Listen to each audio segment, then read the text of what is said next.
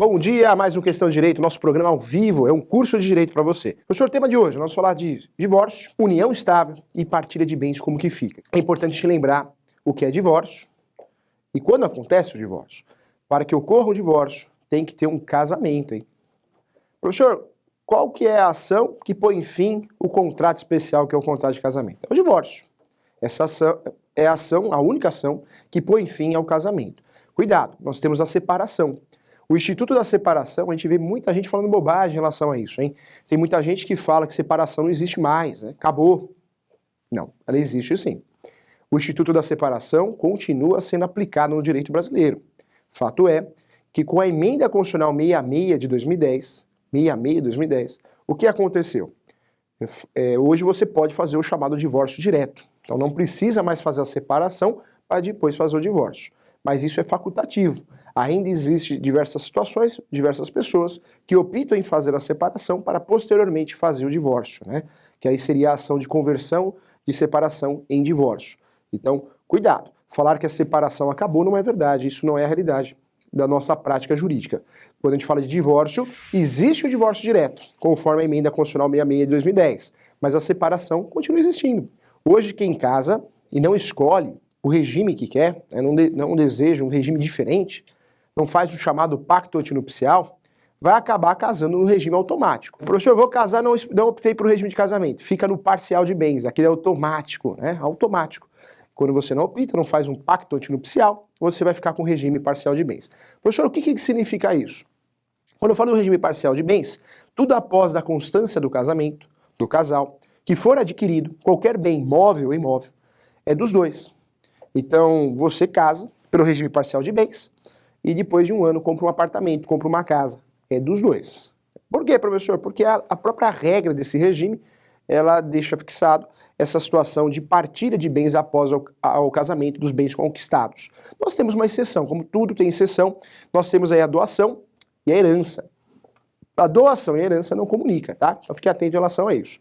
Quando eu falo de casamento, além do regime parcial, nós temos um outro regime que é muito importante, que é o regime de união universal de bens. Já foi o regime automático, hein? No passado, quem não escolhia o regime, ficava com esse regime, que é o regime que é muito conhecido, né? Quem casou já faz um tempo, casou por esse regime, porque era o regime automático na época. E esse regime é uma verdadeira salada de fruta, mistura tudo. Por quê? A união de bens, né? A união total de bens, quando eu falo desse regime, tudo que era seu antes e era seu depois, vira uma coisa só. Mistura, uma salada de fruta, mistura o patrimônio constituído antes do casamento e posterior ao casamento. E mistura tudo, é meio a meio, tá? Então é importante que você lembre disso. Mas ainda aparecem duas figuras importantes. Nós temos a separação total de bens, que é o regime que realmente não mistura nada, nem antes nem depois, né? Os bens não vão comunicar. E também existe aí um regime muito conhecido, que é a separação final nos aquestos. É um regime mais atípico. Por quê, professor? Porque é um verdadeiro contrato, onde as partes vão formalizar o contrato de acordo do seu desejo. Ou seja, parte pode compartilhar, parte não. Depende, é um contrato. As pessoas que vão decidir, o casal que vai decidir. O Questão de Direito, você sabe, a gente tem o objetivo de atualizar sempre o assunto. Então hoje é permitido o casal entre homens e mulheres, né? Pessoas do mesmo sexo. Nós temos uma resolução que trata do assunto, que é a resolução 175 do CNJ. Essa resolução permite o casamento de pessoas do mesmo sexo, inclusive não só o casamento, mas a união estável também, tá? Então fique atento em relação a isso para que você fique inteirado do assunto. Quando eu falo de divórcio, então, só aparece divórcio, só aparece separação quando existe casamento. Se não existe casamento, não há que se falar em divórcio. Professor, qual que é a outra entidade familiar, além do casamento? Nós temos aí a tão famosa união estável. E cuidado, hein?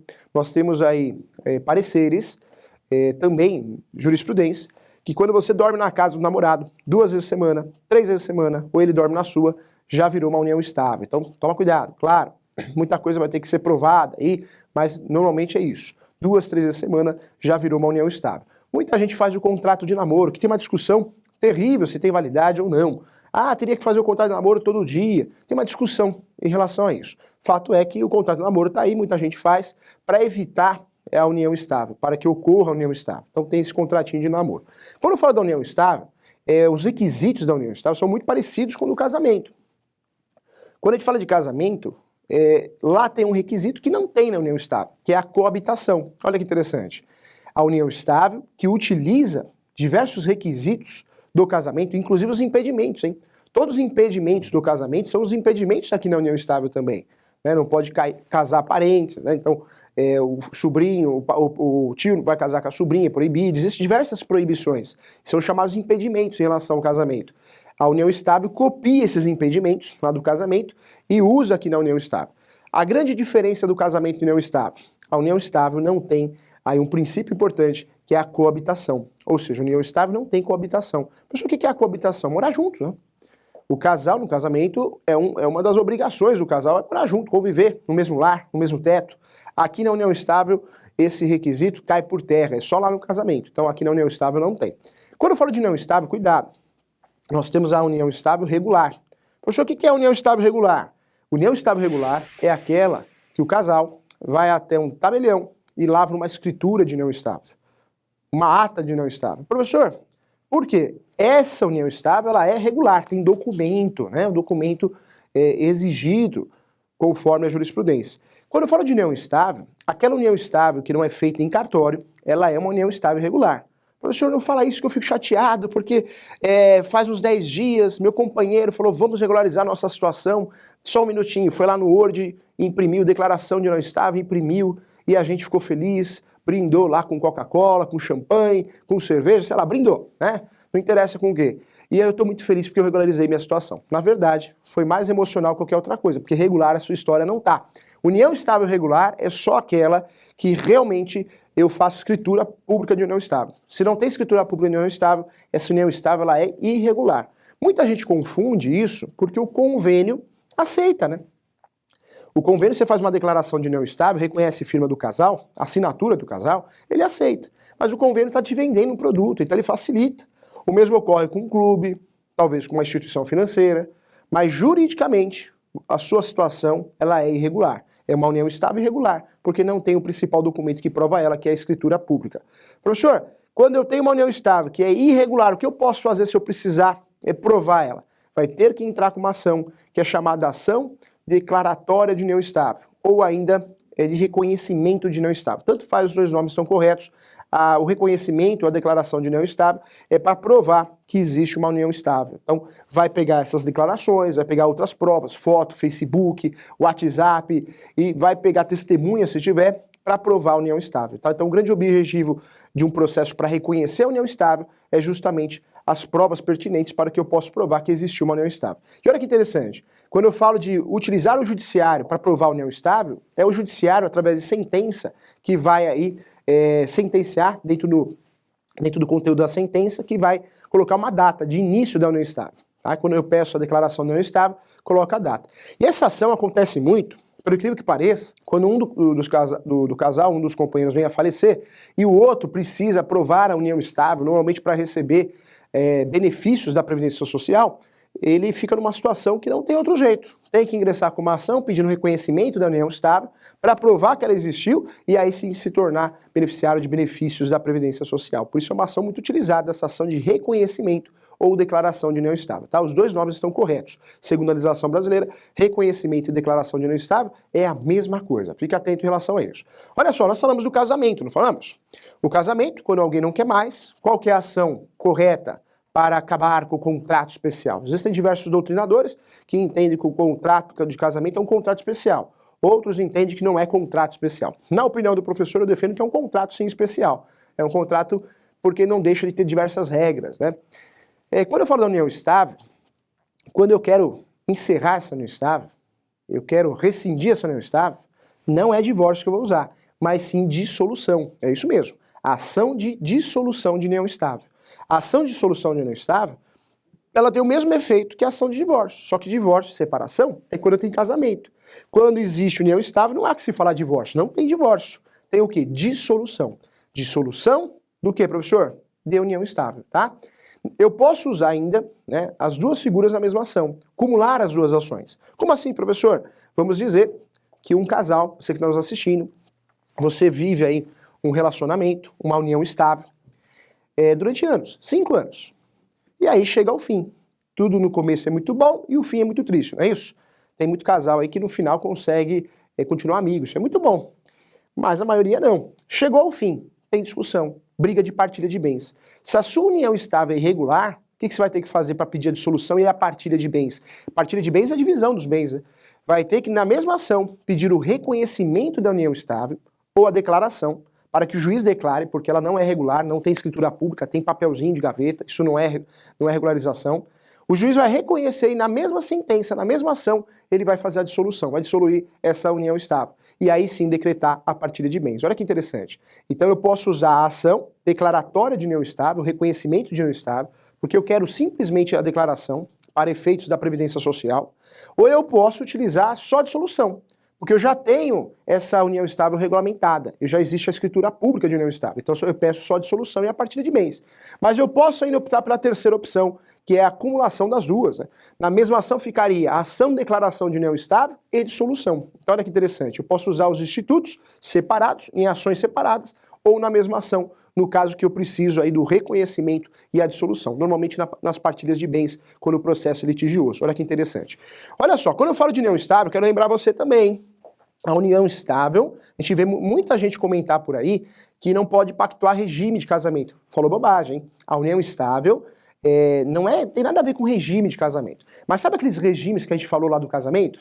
União parcial, universal, separação total e separação final nos aquestos? São regimes de casamento, mas a união estável pegou emprestado. Ou seja, eu posso sim, quando eu for fazer escritura pública, optar por um regime diferente na união estável. Então falar que toda união estável ela prevalece o regime parcial de bens, né, não é verdade, porque eu posso pactuar. Se eu não escolho nenhum regime na união estável, quando eu vou fazer a escritura pública, aí sim prevalece o regime automático igual do casamento. Ou seja, quando eu não optei, não escolhi um outro regime diferente, vai prevalecer o regime automático lá do casamento, ou seja, parcial de bens, tá? Então união estável dá para pactuar regime também, não é só parcial de bens. Fique atento em relação a isso. Quero falar com você também, olha que interessante, o que é partilha de bens, professor? Partilha de bens, eu estou falando de divisão de bens. Existe litígio, eu estou me separando, ela quer ficar com a casa da praia, eu quero ficar com a casa rural, ele quer ficar com a casa urbana, aquela discussão, o carro é meu, não, a moto é minha. Nessa discussão, quando ninguém chega a um consenso, o juiz que vai decidir, o juiz que vai fazer a partilha de bens, tá? Então partilha de bens é isso.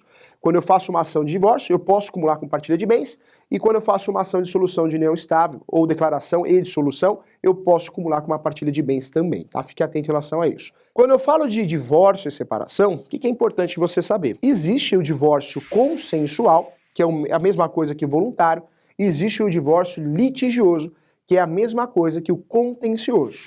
Professor, o que é litigioso e voluntário, né, ou consensual?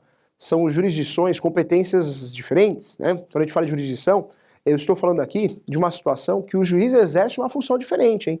O divórcio ou a união estável, quando ela é litigiosa, existe autor, existe réu, existe litígio. Litígio é briga. E existe uma sentença que no direito é chamada de sentença traumática, que você há de concordar comigo. Quando eu processo você e você se defende, um dos dois vai perder. Um dos dois vai ficar muito chateado, né, com a decisão. Não dá para ganhar os dois. Essa sentença é chamada de sentença traumática. Então, quando existe um processo litigioso, tem briga, existe citação. Eu vou pedir para citar você, eu sou o autor, e aí você vai se defender. Existe uma decisão, uma sentença considerada traumática. Já no processo voluntário, consensual, não tem nada de litigioso, não tem briga. E isso é perfeitamente possível e perfeitamente comum. Um casal, quando quer se separar, divorciar, ou ainda fazer a dissolução da união estável, mas eles continuam amiguinhos, se dando bem, não precisa ser nada litigioso. Procura o mesmo advogado, e o mesmo advogado vai ser advogado dos dois. Professor, o que ganha com isso esse casal? Tudo e mais um pouco. É mais barato, é mais rápido. Por quê? Porque não tem briga, né? Eles só querem se separar, só isso. Ou divorciar, ou a dissolução. E às vezes tem até uns bens, né, para dividir, e eles mesmos chegaram a um consenso. E não tem coisa melhor, hein? O professor é muito conservador em relação à conciliação. Acho que vale a pena você conciliar sempre. Melhor que deixar um terceiro decidir sua vida. Por mais que o juiz decida com base na lei, ele está decidindo em forma fria, ele não sabe o que aconteceu na sua vida. Então, se existe a possibilidade de conciliar, é sempre melhor, tá? Então, pode ocorrer sim um processo de dissolução de união estável consensual e um divórcio consensual. Quero lembrar você também que o divórcio pode ser feito no cartório.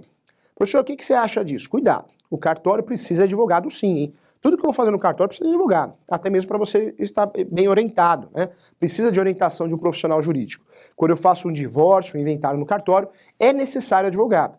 Por quê? Ele vai fazer a escritura, ou vai conferir a escritura e vai fiscalizar para te proteger. Então, cuidado. Tem muito cartório em todos os estados que o escrevente indica um advogado. Não. Você tem que ter um advogado seu, da sua confiança, indicação sua.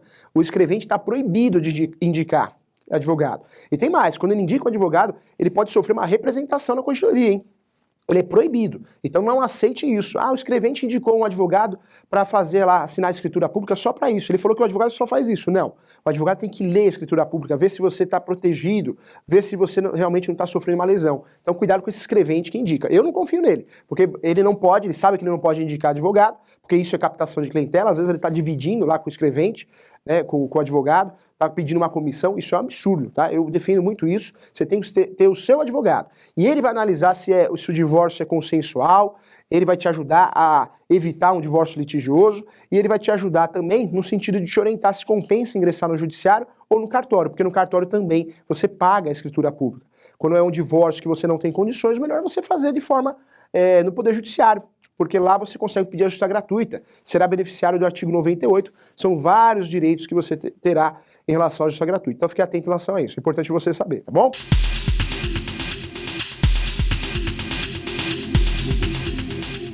Professor, haverá possibilidade de alterar o regime de casamento, mesmo que já casado? É perfeitamente possível alterar o regime de casamento, só que a alteração de regime de casamento ela ocorrerá somente através de ação judicial.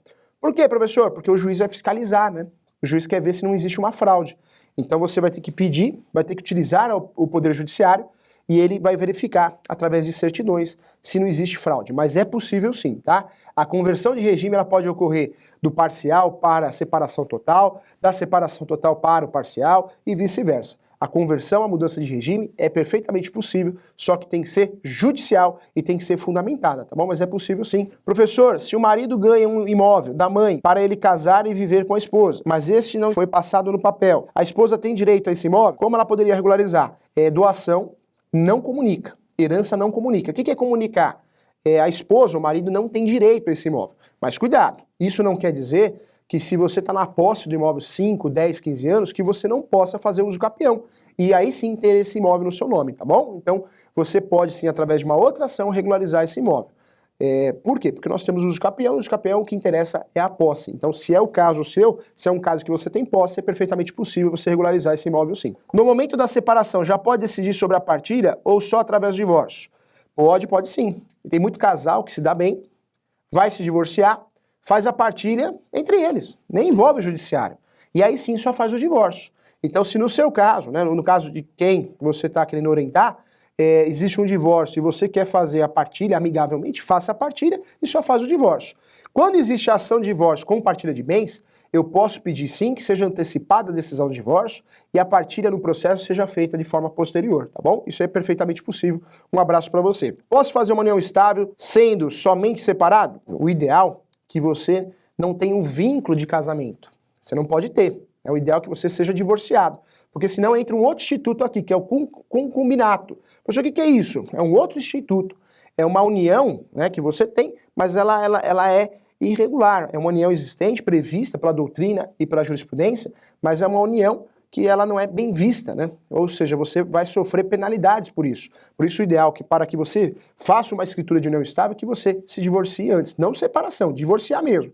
Se você fez a separação e não divorciou, contrate um profissional para fazer a conversão da separação em divórcio. Aí sim você está livre para casar de novo ou viver uma união estável regulamentada, tá bom? As dívidas sobre o imóvel, como IPTU, junto à prefeitura, no caso de 2 herdeiros, e somente um estiver pagando o valor total. E no final, uma possível venda pode descontar? Pode descontar, tá? Você pode fazer uma ação que chama ação de prestação de contas e poderá descontar. Isso é perfeitamente possível também. O ideal é que seja consensual, que não exista litígio, processo. Mas se for por esse lado, existem meios, sim, de você conseguir descontar isso, receber isso. Tem a ação de obrigação de fazer também, que poderá ser utilizada. Legal. Que tipo de ação fundamentada pode ser requerida no sistema judiciário para a troca de regime de casamento? O nome da ação é a nomenclatura correta, é a ação de mudança de regime. Bem simples mesmo, a ação de mudança de regime. tem que fundamentar através de diversas certidões, distribuições cíveis, distribuições criminais, tem que provar que tá pagando todo mundo para não ser objeto de fraude, tá bom? Legal, hein? Bacana, assunto interessante. Bombou. Agradeço quem assistiu o programa, ajude a compartilhar, ajude o professor a compartilhar nas redes sociais, no Facebook, também manda para um amigo no WhatsApp, tudo isso ajuda para que a gente possa aumentar nosso público. O professor tem um canal no YouTube também, o canal Júlio César Sanches, se quiser se inscrever, é um prazer ter você, Júlio César Sanches, para que você possa também curtir algumas aulas de direito. Um abraço, tchau, fui!